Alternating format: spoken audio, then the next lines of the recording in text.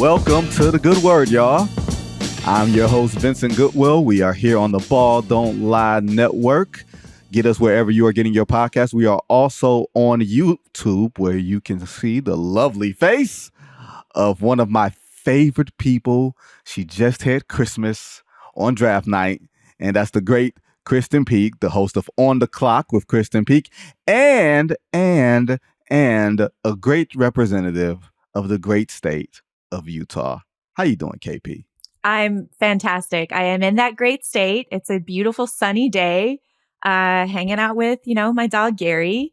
And you're right. It was Christmas. I remember you came back after the night. You're like, are you tired? And I was like, no, this is the best. This is the best night. It's like graduation. I get to see all these kids I've covered for years and years realize their dream. And, they're all looking like $1 million, especially Gradey Dick. And it's fun to sit down with them and probably for them to see a familiar face. So right. It's the best night of the year for sure for me. Yeah, it's the best night of the year for you. It's the longest night of the year for me because it is literally from sun up to sundown. I'm going to talk to NBA security because literally they made my life a living hell for my first ever in-person draft. We're going to get to that a little bit later. We're going to get to some other stuff later. But right now, KP, I just want to nail down how you felt about not necessarily the first three picks itself, because everybody knew Victor Wembanyama was going to go first regardless, pretty much the last couple of years. But just the reaction to how Victor dealt with the media, how he dealt with the car wash. He seemed very comfortable in his own skin, KP. And for him to be 19 years old and for him to be in the States, like we don't take into account how difficult that is to come into a new country with your second language. How do you think he handled all the hoopla that came with being the number one pick?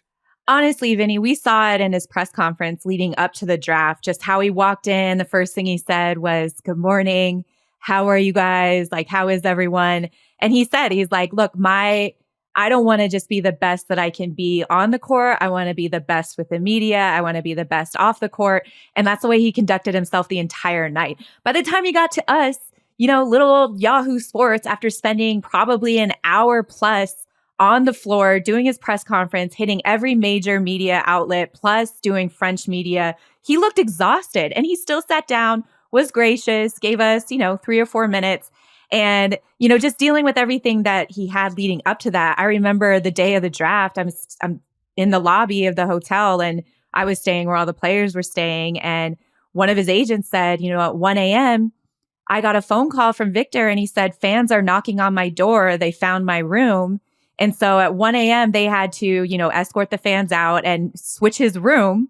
Oh, wow. And so it's just like people will do whatever they can. Like he is that big of a talent.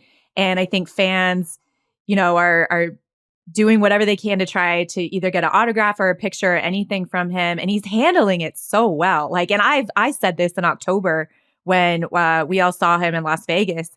And to the point where it's just like, you're so comfortable. Do you feel like you were born to be in this position? And he's like, I know I love the game of basketball. I know I don't want to be anybody else but the best version of myself. And I'm not trying to chase anybody else's dreams. I don't want to be compared to anybody else except myself. And so paired with that, with his family, his parents are wonderful. Like they have a good head on their shoulder. I think I told you the story when I was getting in the elevator and his dad, Felix, was getting out of the elevator and he had room service tray. And I was like, Felix, what are you doing? He said, oh, I didn't want them to bother. I'll bring it to them. I'll bring it to room. I was like, what is this? This is the greatest family ever. So I'm excited for the city of San Antonio. I'm excited for him to get his breakfast tacos and I'm excited to see what he's going to do on the court. Yeah, it's going to be one of those things where I'm going to get the emails or the text. Vinny, you have to go see Wemby. Cool, where? San Antonio. No, like, wait, can I go somewhere else, y'all? Can I wait till he goes on a road trip to, somewhere like Oklahoma City? Are you going to Sacramento? No, I'm not. I'm not going to Sacramento. Okay. I'll be in Vegas. I will be. Okay. Are you going to Sacramento? No, I'll be at Peach Jam. I was wondering who we were sending, but I'm imagine someone's going to be going. Yeah, but I was going to ask you about the summer league. I feel like is he going to play in Sacramento? Are we sure he's playing there?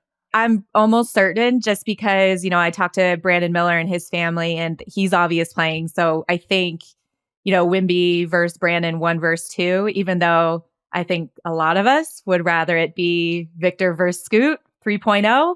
But we're going to see how Brandon handles it, with his length and what he can bring on the wing. So I think he's playing in Sacramento. I saw today that he's going to sit out the FIBA World Cup and focus on his season, which is smart because the back and forth, like once you're here, just stay here and get to know your teammates, get to know, the organization and just focus on the season. And it's a lot of basketball. Like, I don't think we've taken into account, like he didn't, when you don't come from college basketball, your season goes a lot longer. And then you're going right into the draft and then right in the summer league. And then you got to get some level of rest and getting yourself acclimated to your new team's program and weightlifting and meals and all this other type of stuff. Like, he shouldn't have to play more than a couple of summer league games. I feel like he's going to play maybe 1 or 2, you would think, in Vegas. I would say, 1 or 2. Remember, Paolo played 2 games in Vegas last year and then they shut it down. So I imagine he'll probably play 1 just to, get the nerves off. He's going back to his city. It's Vegas. Like, we already know what he can do in Vegas on the biggest stage. So, I hope it's 2 games, but we'll see. Definitely 1. It easily 1. He said that he's going to play in Summer League, and I think he's a guy that's a competitor. He's going to want to play. And it's funny, you brought up Brandon Miller. Let's get right into it. We saw the video of even I can't think of what's the mascot's name for the Hornets? Like he was losing his mind. He did the, oh my God, I can't believe we took this guy over Scoot. Were you surprised? I want to ask you if you bought some of the conflicting intel over the last couple of days leading up to the draft, because that's a murky conversation that we ain't getting into here. But are you just surprised that they went for fit over top line talent? Is there a big gap between Brandon Miller and Scoot Henderson in terms of talent? Because I feel like there is, but I'm not as good as this as you are.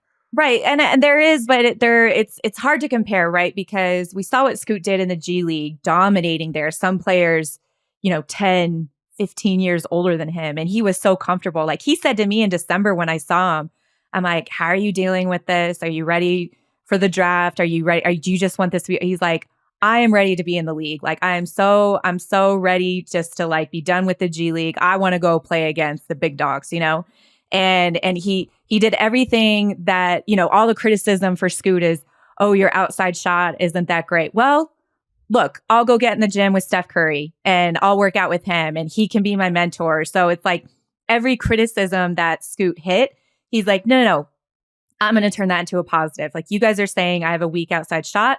Well, then I'm going to do everything I can by getting in the gym with one of the best to ever shoot the basketball and learn from him. Whereas Brandon, it's like we see more of that college to NBA transition. And I always feel like that bigger players have a harder time transitioning from the college game to the pros. Okay. Whether you're in the wing position or you're a forward or you're a center, I think it's the pace and the spacing and, especially at the college level when you're playing in a set system and you don't have the freedom to be that PNR ball handler off the wing, I think there's going to be an adjustment. And with Scoot already being so comfortable being the primary ball handler, we're going to see Brandon struggle just a little bit with his reads off the PNR and also just the defense and how much, stronger and quicker they are. That's what I was going to ask you. Is he going to struggle defensively in space? Because in college, the floor is so compressed and you know where help is going to be. In the league, it's not quite that you're on an island, but there's a longer period of time where you have to stay in front of your guy before you get the help to come your way because defenses don't want to compromise that early. Do you think he's going to struggle there early? I don't think defensively in terms of keeping guys in front. I think it's going to be more of the physicality of the game. And he told us this at the NBA Draft Combine. He said the biggest feedback that he's getting from teams is that he needs to work on his body. He needs to get a little bit stronger. And so I think that's where we're going to see, bigger, stronger guys kind of bully him on the wing. But in terms of quickness, like I think he's a better defender than people think. But when I talked to him after he was drafted and just the relationship that him and LaMelo had already been building, like he said, LaMelo was talking to him all day leading up to the draft and was blowing up his phone after he was drafted. Like he's obviously really excited to have Brandon on the team. So I don't know if that was more of a consideration and they saw more of a clash between two ball dominant guards, right? Like LaMelo and Scoot. So only time will tell to see, if the decision was the right decision or not, but it wasn't a bad decision by any means. No, and Hugo is the name of the mascot for the Hornets. Hugo looked like he lost some of his buzz when that selection was made. He might have been buzzed off of some other shall we say spirits that comes with being on draft night and being in a costume. And of course, Scoot going to Portland at 3. In a lot of other drafts, and KP, you've said this a lot, he's a number 1 pick, even though that position at that height and that size, there isn't an archetype. It's basically Derrick Rose and Allen Iverson in the modern NBA being drafted that high. But Scoot Henderson is the type of talent that could go number 1. So I take it you have no qualms with Portland taking that pick as opposed to trading it because he is such a franchise moving point guard. Absolutely. I mean, especially when you see how dynamic he is with the ball in his hands. And he said to me numerous times, like, I can play with anyone. Look at what I've done in the G League. I've played alongside, Pooh Jeter, who is 20 years older than him and who has a lot of experience playing overseas. I played alongside London Johnson, who's coming up next year. I played alongside Jaden Hardy. So for him, he's like, I'm a chameleon. Put me on the court. I just want to do whatever it takes to win. And that's what's going to happen. And so I think there's going to be a lot of respect from Scoot to Dame, more so than it would have been from Scoot to LaMelo. And Scoot's going to take not necessarily a back seat, but he's going to, take cue from Dame. I mean, if Dame stays, like, I don't know what's going to happen. Yeah. So. If Dame is there, it's a never ending soap opera. And if you're Portland and you don't get a chance to get free agents and you very rarely luck into guys in situations like that, if there's a franchise player waiting for you, cost control and potential, you take them. And Absolutely. If the best thing for Portland winds up being trading Damian Lillard, we always look at KP. We always look at this stuff like, okay, what does the player think? How does the player feel? And Damian Lillard demands a certain amount of respect for how he's been loyal to the franchise and loyal to the city. But at the same time, the Trailblazers have to do things in the best interest of their franchise. They've taken Shaedon Sharpe. You've got Anthony Simons. You've got now Scoot Henderson. I'm sure they feel really good about their future. And at some point, you've got to have the room for these guys to grow and make mistakes. Absolutely. I mean, that's the thing. It's the NBA teams, it's like a puzzle.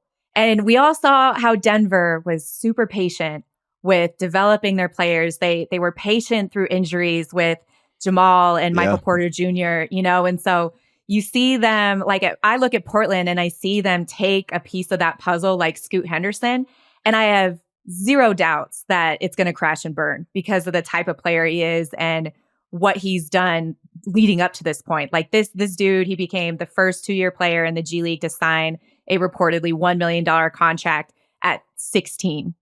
And then what he did at that level was insane. Like, I remember when he was 16, right after he signed that contract, I was in Las Vegas at Impact with Joe Abunassar, who's the trainer there. And they had a ton of pre-draft players there. And they were doing 3-on-3 and 5-on-5. And Scoot was cooking every single one of them. And so you see that what he's doing at 16, that gave him confidence knowing I'm going to be okay in the G League, but not only that, I'm going to be okay in the league. And I have zero doubt that he's going to be a very productive pro. And he is the next one up in terms of the point guard position. That's right. And it's funny because we talked a little bit about this in the aftermath of the first round of the draft when we were just shooting around a little bit. For the first 5 picks, only Brandon Miller came from a traditional college basketball to NBA route. You get overtime elite, of course, Big Vic, and that just him just being his own version of unicorn. But you tell me, because you are so plugged in with all of this stuff, where does an overtime elite in a G League compare to college basketball, the quality of it, the getting players prepared to get to the next level, as opposed to, hey, we're familiar with these guys. We've seen them in March Madness. We don't see the G League guys as often. We don't see overtime elite. But how prepared are they compared to college basketball players? I mean, G League, especially with the NBA rules and spacing the G League Ignite, definitely gives these players, kind of an upper hand when entering the league. And by the way, they cleaned house this past year. They might have 2 of the top 3 picks in next year's draft. They might have 3 of the top 5 picks in next year's draft. And so for NBA scouts, it's like, okay, circle that. We got to get to as many G League games as we can.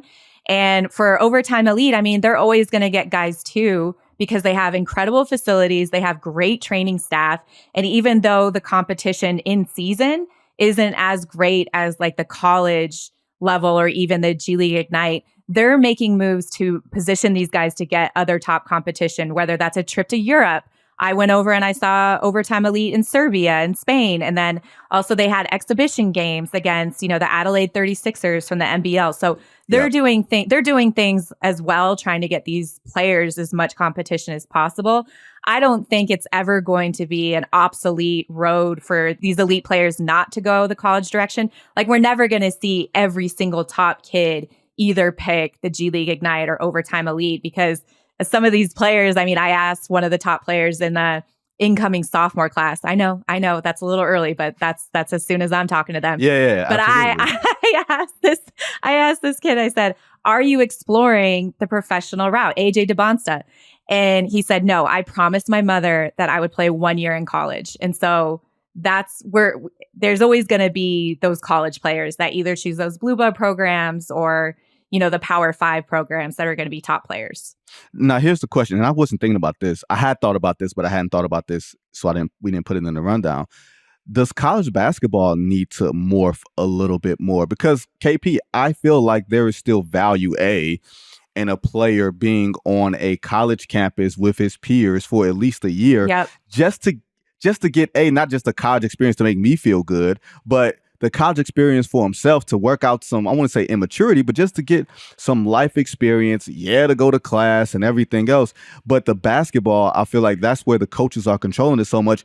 Does college basketball need to evolve and morph and not have coaches be so heavily invested in control and have college basketball look more like the NBA? Because college football looks more like the NFL, but college basketball feels like it's lagging behind there. And I feel like the talent is recognizing that too, which is why they aren't going there. I think the difference is, you look at college basketball and how much time that they have to scout these other teams. Some teams are playing twice a year. And so the approach to the game is different than, in the NBA or even, the G League Ignite, they play 52 games. So it's just go, go, go, go. So with college, it's a little bit more strategic and a little bit more structured. And I don't think it allows some of these players the freedom just to play how they would at the NBA. Hello, Derek Lively was, I'm sorry, awful in his 1 year at Duke. And he only attempted 7 threes per game. This is a guy who played the 4 alongside Jalen Duren in high school. Right. Won a Peach Jam with a team final. And he just disappeared. And so then all of a sudden during his pre-draft process, it's like NBA teams were reminded, oh my gosh, he can knock down shots consistently from the pick and pop. He's more than just a rim runner.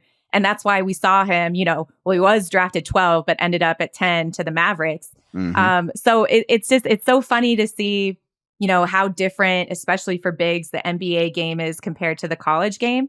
I think there needs to be some development with some of these older, more established Hall of Fame coaches, adjusting to the pace of the game, speeding up the tempo, extending the floor, allowing their bigs a little bit more room to create for themselves.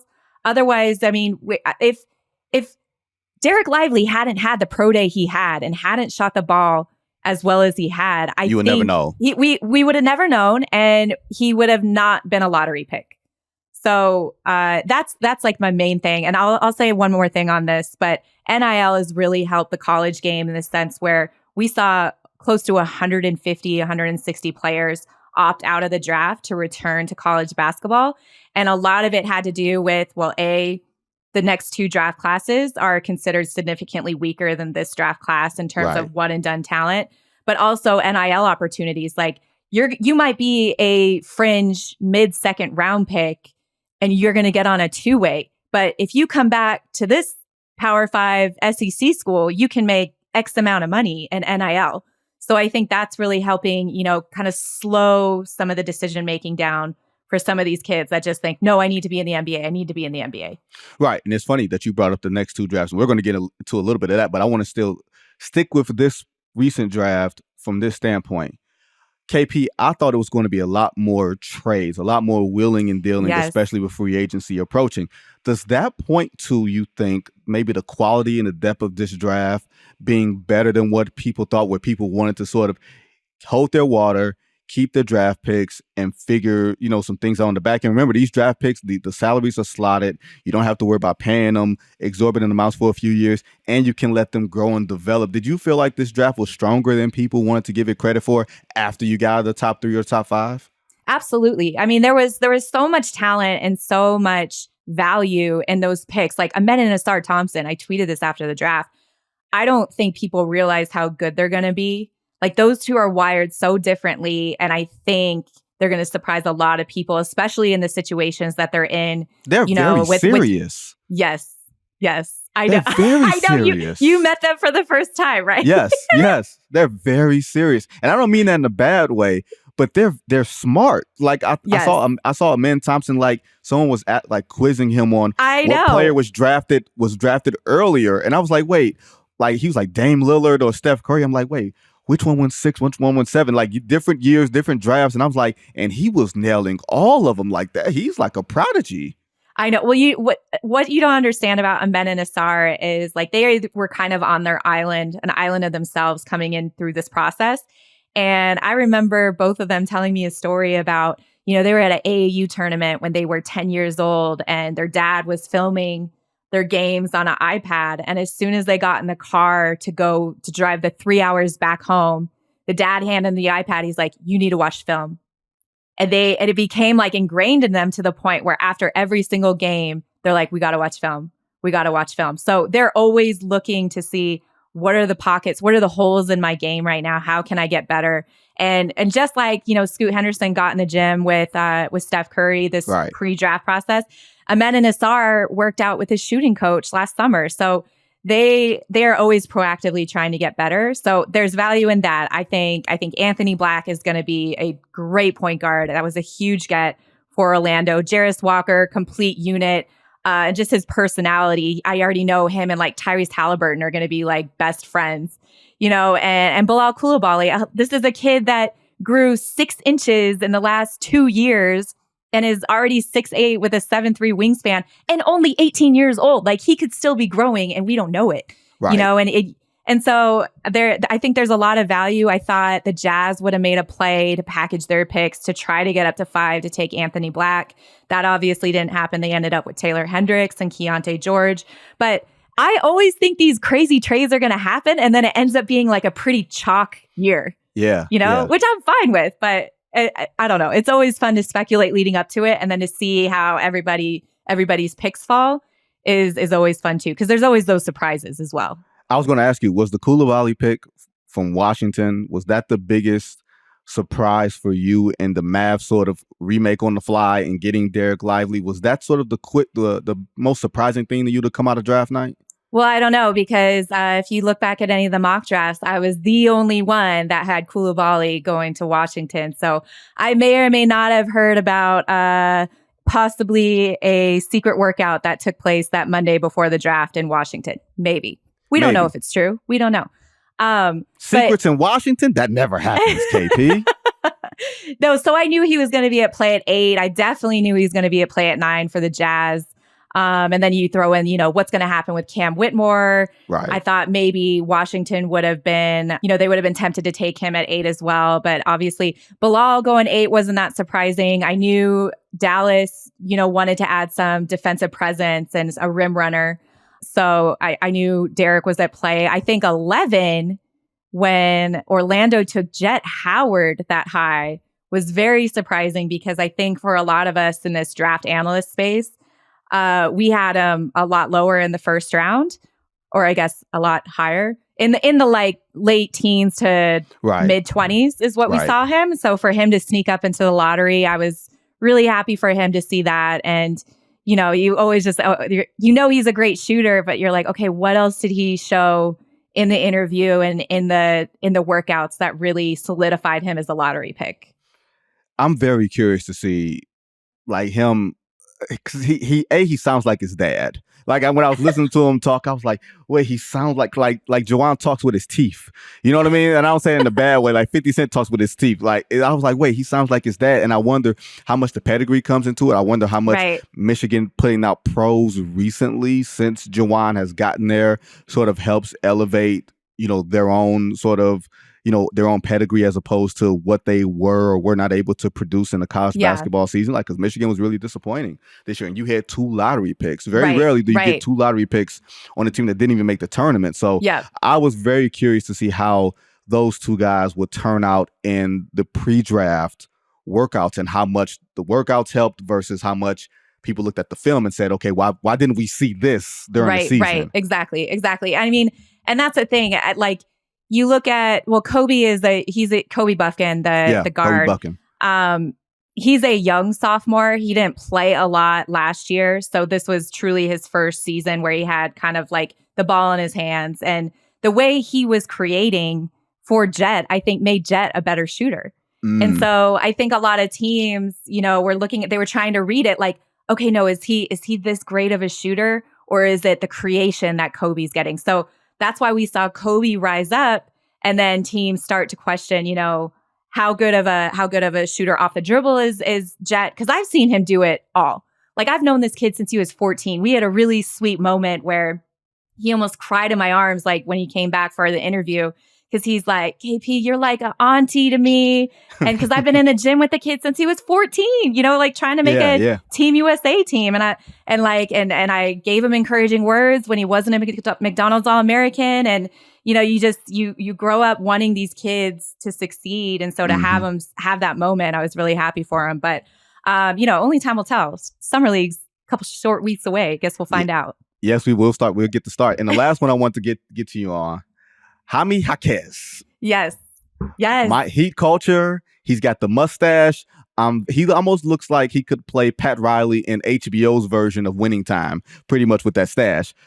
Does he fit? Do you think that he's going to be able to earn some minutes with the Heat early? Because usually that's a veteran-laden team, or it's a bunch of undrafted dudes that have chips on their shoulders. So for Miami to take him to speak so highly of him, are they gaslighting us, or is he really a candidate to crack a rotation and play some meaningful minutes? Listen, Jaime, you talk to anyone, and I already told this story on my pod when I had Jake Fisher on, but the UCLA coaches, and Mick Cronin is no like pushover. He is a hard-nosed coach, right? He expects a lot from his players. And you talk to anybody on that UCLA coaching staff, and they'll say, this is one of the best players. This is one of the best kids I've ever coached. The way he receives, he's very coachable. He plays really tough. He chases competition. Like, I've mentioned this before. It's like I show up at any NBA run in the summer, anywhere in Southern California, and Jaime's there. And this is back when he's in college. Like, he wasn't even in the pros yet. And so he's chasing that competition. I want to say in terms of high school to college, his body improved the most. So I still think there's, more of a ceiling for his physicality and all the, like every 50-50 ball off the glass I've ever seen Jaime go up for, he's getting. So like, how well does he fit in that Heat culture? I'll say this. I had another NBA team say to me, they're like, if anybody is looking for the Caleb Martin in this draft class and how productive he can be for a team, it's Jaime Jaquez. So for the Heat to get him and double down on that type of rotational player that just does a ton of little things really, really well, I mean, hats off to them. They definitely were very high in terms of my night and like and who drafted well based on what they need. Yeah, I'm very curious to see how all this plays out, especially starting with Summer League. When we come back, going to ask KP about being a woman covering the NBA draft and some of the ugliness that comes with it. And we're going to look ahead to next year's draft class. It is never too early for KP's 2024 mock draft.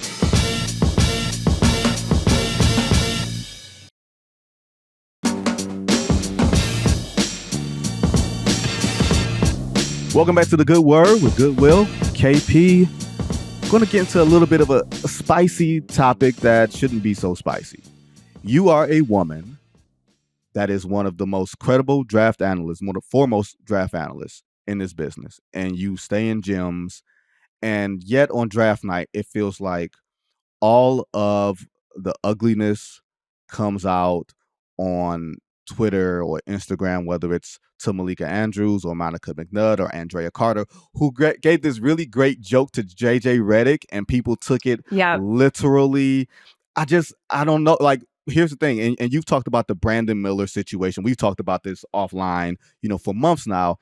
I felt like it was completely fair for Malika to bring it up, just as a matter of context. It wasn't assigning guilt or innocence or anything like that, but just the general ugliness that comes with being a woman covering a draft, that you're educating us. Like, we're knee deep in NBA basketball for 6-7 months out of the year, and we're out of the finals where we're knee deep in that, and then we come right to the draft where we have to be educated by you guys. We have to listen to you guys, and it feels like there's a general ugliness there. Do you feel that? Do you see it, or are you just so used to it that you don't even pay attention to it?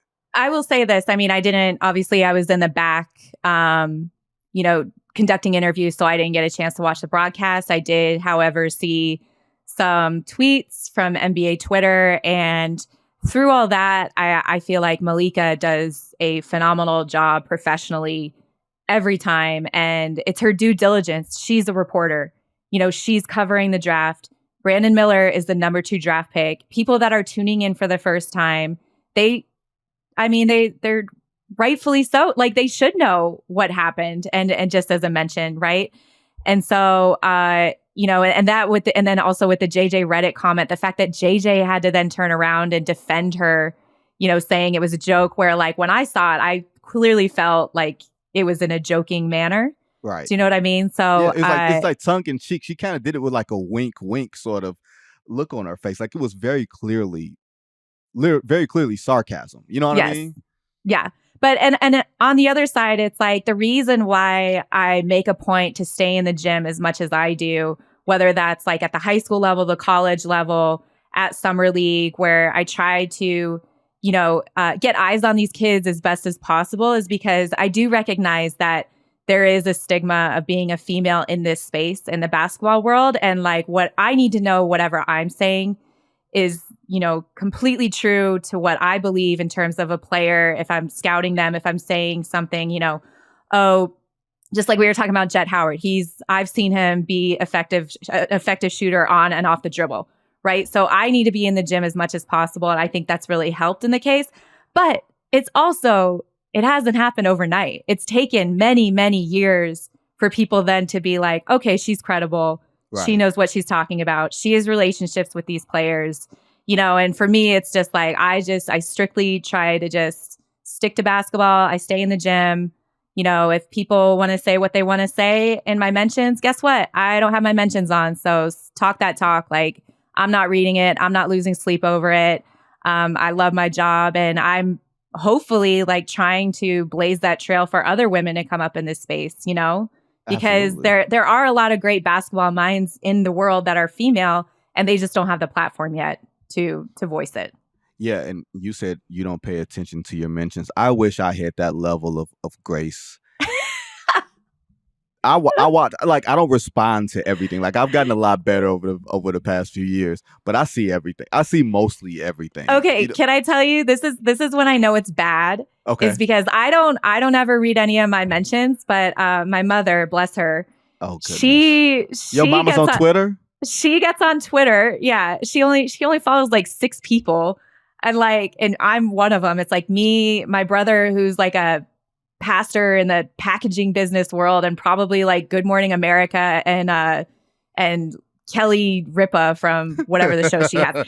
So like so she'll look at a tweet and she'll read all the comments and she'll be like, "Are you okay? People are being really mean to you on Twitter. Should I say something?" And I'm like, "Mom, just no, let it go. It's fine. It's fine. I don't even pay attention to it, so it's fine." Yeah, I just think all of the ugly, all of the whatever isms that you get, racism, sexism, whatever it is, it just seems to come out. And 9 times out of 10, y'all don't know what the hell y'all talking about. Like, I hate to educate people that way. Y'all don't know what the bleep you're talking about. Like, okay, Malika's a television person, but she's also a journalist. Andrea Carter, journalist. Like, this is what happens in journalism. And I think sometimes the lines have become blurred because TV has become entertainment or public relations in some ways. But just making a mention that's not ascribing guilt or innocence to someone. You know what I mean? Like, Allen Iverson spent time in jail for a bowling brawl that really he had nothing to do with until he had his sentence commute. if that had been brought up by whoever was doing the draft that year, it wouldn't have been the worst thing in the world. It's a part of someone's story. It's a fabric of their character. You know, you don't have to assassinate the people who are doing it because you don't want to hear it for whatever reason. Right. All right. Enough of that.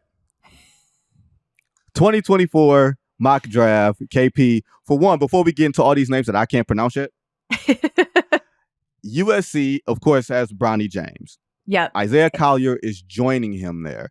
How do you think all of that is going to work out under, you know, all the attention, the expectations? USC is a Nike school. USC even getting Bronny James to begin with. How do you see all that playing out? I mean, honestly, it's a match made in heaven. Just being already in Los Angeles, he'll be able to support his brother who transferred high schools and is playing with Chris Paul's son.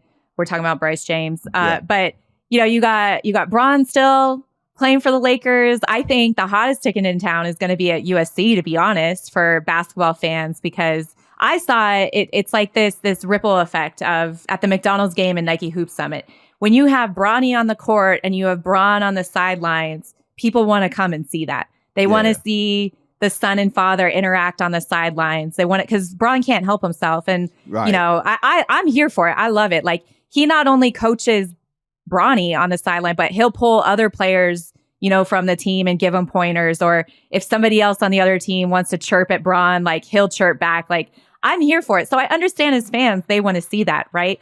But in terms of how they're going to coexist, Isaiah Collier, he's one of the best guards coming out of the high school class, just a bully guard who is just already just like his instincts getting downhill. His passing is elite. Like, he's got a solid mid-range game. I haven't really seen, because he's so quick, he hasn't really had to have that 3-point game, but it's improving. And I think the thing with Andy Enfield and his coaching staff, they really wanted to be able to see how the two of them could coexist in the backcourt. So that's why we saw Isaiah Collier, a sort of East Coast kid from Atlanta, on the West team for the McDonald's All-American. Like, I think that was very intentional. So they were great as teammates during that week. And then a week later at Hoop Summit, again, we're fine building that on-court chemistry. Both of them, you know, from everything that I could get from talking to both players, they were happy playing alongside one another. And I think obviously there's going to be some growing pains, right? You know, anytime you bring in new players, but I think there's a lot to like about the duo.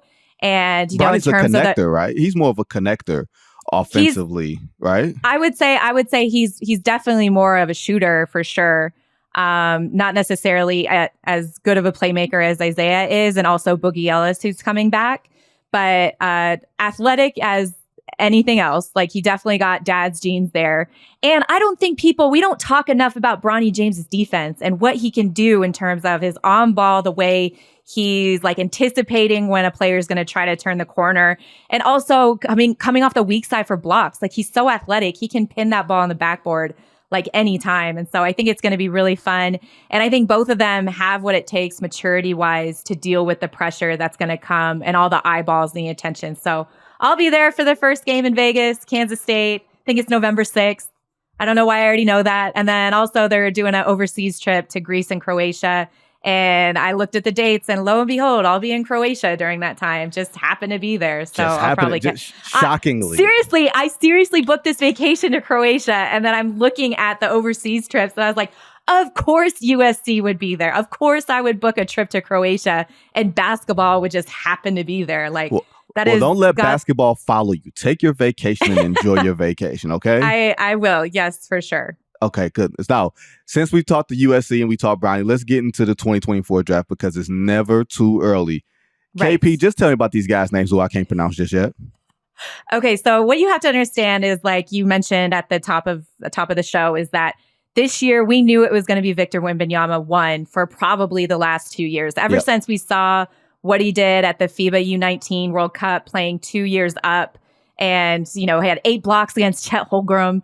And, can I just tell you, it was so funny when I talked to Victor. I was like, this budding rivalry between you guys in Oklahoma City with Chet Holmgren. What do you think of that matchup? And he brushed it off completely. He's like, what do you mean rivalry? And he goes, if anyone I want to get revenge on, it's Jaden Ivey, who was the one that made the play that I fouled out in that game. He's like, there is no rivalry with Chet. Like, he just dismissed it like it was nothing. I was like, I blocked his shot. The end.